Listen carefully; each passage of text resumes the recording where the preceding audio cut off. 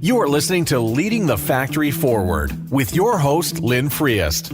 We share interviews with manufacturing experts and strategies for embracing the digital future, recruiting a new workforce, finding new business. Lynn is an advanced manufacturing strategist and leadership consultant who is on a mission to show manufacturing leaders how to improve their current operations while preparing for a digital future.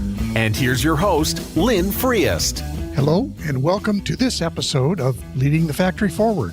I'm your host, Lynn Friest, and I'm happy to be here sharing this time with you. So today we're doing part 4 of our series on using the lean startup methods.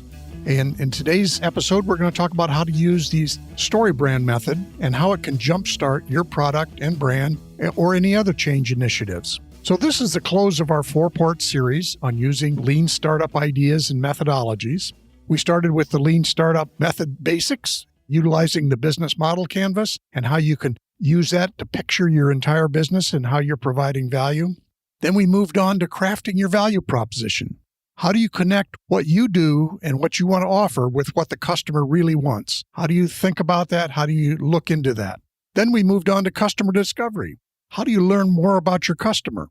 It's not about your product, but what are the needs, the desires, the hopes, the dreams that your customers have? And so what are the problems they have that you can solve?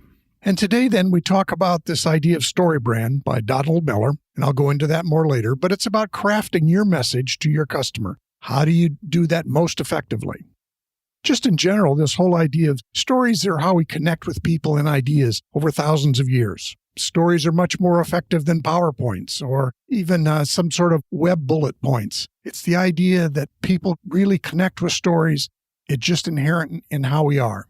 And again, the story we're talking about here is going to be the story of your customer, not your story. So this, again, is a little bit different than what we've traditionally talked about in marketing. It's not about telling people how good I am or my products or services. The story is about your customer and what are their internal and external interests and needs. Now, the other thing that you can do with this process, it'll help create clarity both for yourself on what you're offering and for your customer so that they can understand you quickly and easily. And this is useful not only for people who are owners, business owners, and selling products, but also for people who are leading change initiatives. The same ideas hold true, whether you're selling a process or a product, or whether you're selling a new change initiative, a new way of doing business within your own company. So, just as an introduction, this work is done by Donald Miller, and he wrote the book, Building a StoryBrand. Donald has taught thousands of companies and people how to craft their marketing messages. And he also co-hosts the StoryBrand podcast, and this was a great resource for his ideas and examples of his work. So what is the StoryBrand framework? It's a 7-step process to explain how your business can help a customer with their problems. And it can also be used, as I said earlier, to engage people in a change process or some new business activity. Why is it useful? Well, again, it builds on that basic structure of storytelling, and it's also the ideas of how movies are constructed. And in fact, the book uses very interesting examples from movies to explain how what goes on in a movie is similar to how you're going to explain yourself to your customers. So while this, again, is one of those things that it's helpful if you have a visual context, we'll step through it here, and the resources at the end of the episode or on my website can help you find more of the visual content. But we start with a character, a hero, as it were, in a story. What do they want? Who are they? Again, in the context of this is your customer. And understand that the hero is the customer. It's not you, it's not your brand, it's not your initiative, it's them. And they have a problem. And those problems can be external or clearly stated. I need help growing my sales, or I need help because I'm overwhelmed with all the things I have going on. So they have a problem. Now, sometimes there's both an external problem that they'll articulate quite easily, and that's maybe where the wording on your website or whatever starts with. But there's usually also an internal problem, as in, I'm overwhelmed by all the things I have to do, or I'd like to have more peace of mind. So those are some of the things that you'll eventually get to in your program and how you talk about it. The third step in this storytelling process is they meet a guide, and that would be you and your products or services or the new proposal you have for a change initiative. But you are the guide, and they need a couple of things from you. They need to understand that you have empathy, and they need to understand that you have authority. So Do you really connect with them? How do you illustrate that? And then can you demonstrate that you have competence in this area, that you have other results, other things that can say that, yep, you know how to solve their problem? And then again, the next thing, step number 4, the customer wants to know, do you have a plan? Can you give them a plan? Can you describe in some simple steps where you're going to start with and where you're going to take them through? I'm going to solve your problems. That's not a plan. Now, you may have a fairly complex service or product that you offer, but again, at this point, give them 4 or 5 simple steps that really describe what you're going to do for them. And then it gets to the point in step 5 where you actually do have to call them to action. It's just learning at that point. They're kind of curious. They may be enlightened about it, but you actually have to call them to action. I mean, an example in the book comes from the movie Star Wars, where Yoda tells Luke Skywalker, there is do or not do, no try. Well, that's the kind of thing that you really have to call them to action. And you call them to action because in step 6, they want to avoid failure or tragedy as it is in the movies. What is the failure or what's the risk if they don't use your solution and they continue with what the problem is that they have? So you have to describe what's failure look like or failure to solve their problem look like that you could be helping them with. And then also in step 7, you need to describe success. And actually, it's kind of an interesting piece because this is where things like your website or even your presentations to employees, you have to describe what success looks like. Do they feel better? Literally, are there pictures of people enjoying success with the use of your product? Those are the kinds of things where you really have to, what does it look like to have success? Those are the 7 steps that you kind of go through. Who's the character, the hero, your customer? What's the problem? Both internal and external problems that they're trying to solve. Who are you as the guide? You're the one who will lead them to that success. You have a plan and you can easily articulate that plan. You're going to call them to action. What do they actually need to do? And then describe what failure or tragedy will you help them avoid, and also what success will you help them enjoy.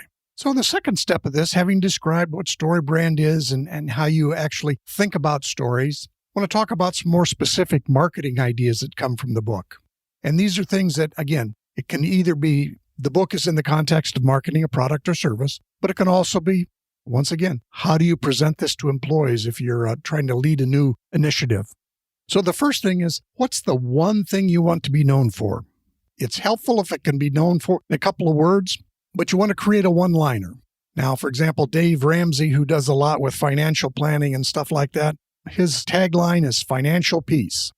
If you've ever watched Apple keynotes, they often will very visually show you what success looks like in taking photos or improving health. Early on, when the very first iPod came out, their tagline was 1,000 songs in your pocket. So those are the kinds of things that think about what might be the couple of keywords. Then you get into the what's on your website or what's in your presentation. And Donald Miller would say that if you confuse your customers, they will leave. So it has to be just really clear. Now, there was a classic book on web design called Don't Make Me Think. Kind of the concept there is whoever came to your website, they had to be able to get to whatever they needed in 3 clicks or less. Donald Miller would even shorten that and say, you need to be above the fold on the first page of your website with very clearly what you do and how it's going to help them. The idea is within the very opening, and this again applies to either your website or even to your presentations, you want to move your customers from curiosity. They came here in the first place. You want to move them to enlightenment, what it is you offer them or what it is you're proposing. And then you want to move them to commitment. This is what I want you to do to have your success. Another way of looking at it is you need to build that know, like, and trust factor with whoever you're speaking to. So once again, Donald Miller says, as he's looked at websites, there are a couple things that happen, and this can apply to websites or your PowerPoints or presentations. You have too much copy. There's too much information there. Again, we want it really clear and concise for our customers as to what we're offering. And you need to provide that quick understanding of what you offer in the context of letting your customer know what's in it for them. How will it make my life better? What are the 5 simple steps? So as opposed to the things where we have 52 slides in our presentation or we have, a huge long web page describing everything about us, cut everything from your material that's not about your customer's problem or your employee's concern. Again, one of the examples he uses in there for the headline on a website is, "We teach parents how to take better pictures of their kids." That's a clear and concise statement of what the intent on this web page is. If people are interested, they'll continue. If they're not your customer. Another thing is, he says, make a clear offer, buy now, a clear call to action for an internal program. What do you want people to do next? So those are some really short things to think about the practical application of this StoryBrand in either your business, your website, or even in your presentations to employees. So this wraps up our series on the Lean Startup. Again, the first episode was on the Lean Startup, utilizing the business model Canvas to give you a one-page picture of your business. The next episode was about creating your value proposition, connecting what you do with what the customer wants, needs, and hopes for. Then it was about customer discovery, really getting out of the building and learning about your customer. What are the ways that you can go about really learning about what your customer wants? And then finally, we got here is the StoryBrand idea from Donald Miller. How do you craft your message to your customer so that it's effective, you don't confuse them, you enlighten, and get them to commit? So again, in this final episode of the series, we have shared some ideas on how to clarify your message to your customers, or in the case of an internal group of stakeholders. The key ideas: stories are how we connect with people, and ideas. It's not simply PowerPoints or web copy. The story is about your customer and about their internal and external problems, and it's not about you. You need to create clarity, certainly for your customers, but also this whole process helps you create clarity for yourself too. So there'll be show notes on this and on my website, and there will be additional resource links that I encourage you to look into. Again, Donald Miller's podcast, resources on his website, and his book are very useful and cover this in much more detail than I have today. Now, our next series will be about how do we find the space to lead, and then how do we go about creating new habits of mind and action to both grow ourselves, grow our employees, and grow our business. Thanks for listening.